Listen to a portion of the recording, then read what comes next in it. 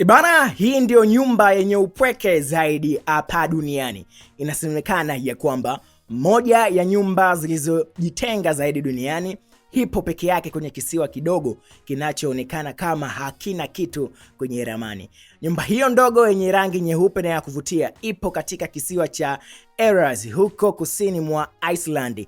Kisiwa hicho kimezungukwa na miamba mirefu na nyasi za kijani na bahari ya Atlantic. Hakina wakazi wa kudumu na mtu anaweza kufika huko kwa njia moja tu ya boti ama njia nyingine ya pili kwa njia ya helikopta pekee. Nyumba hiyo ilijengwa mnamo miaka ya 1950 na chama cha wawindaji eneo hilo, waliokuwa wanatumia kisiwa hicho kwa msimu wa kuwinda ndege aina tofauti kama puffin. Tofauti na uvuvi uliosambaa mtandaoni, nyumba hiyo si mali ya tajiri yoyote wala mradi wa asili wa serikali wa nchi hiyo ya Iceland. Ni makazi rahisi yanayotunzwa na chama hicho.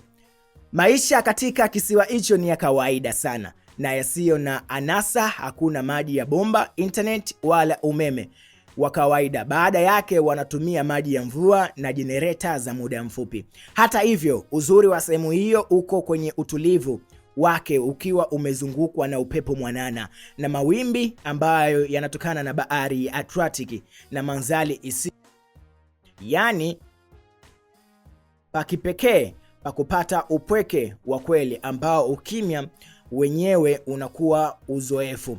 Of course, hicho ni miongoni mwa kisiwa ambacho ndipo nyumba hiyo ambayo inaongoza kwa upweke zaidi duniani. So, hapo chini kwenye comment ni sehemu hipi ambayo wewe unaijua hapa ulimwenguni na ambayo inaongoza kwa upweke kushinda nyumba hii ndogo iliyopo huko katika nchi ya Iceland katika kisiwa kidogo. Bwana, usisahau kusubscribe katika YouTube channel yetu kama Film Online.